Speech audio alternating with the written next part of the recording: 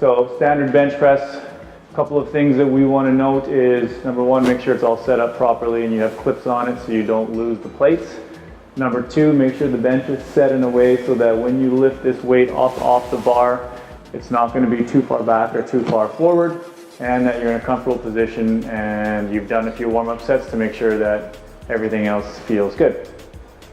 Part two is laying down underneath the bar. So you're going to bring yourself down under the bar.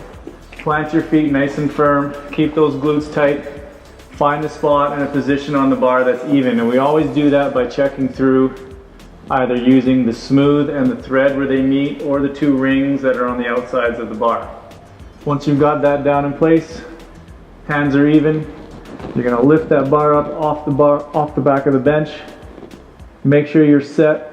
Depress those shoulder blades into the mat, or into the bench. So you'll see as this bar is straight, as I'm depressing my shoulder blades in, I'm elevating my chest and I'm dropping my shoulder blades into the mat. Next, I want to make sure I've got tension in my elbow. So I'm going to try to bend the bar up to the ceiling, which is going to turn my elbows in nice and tight. Keeping that tension, I'm going to take a breath at the top and push up and breathe.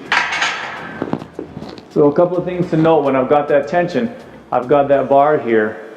I'm actually turning my elbows in slightly, which is putting my shoulder at a little more mechanically advantageous position as opposed to being flared out and coming up close to my chest. That bar should be landing at the lower portion of your pecs.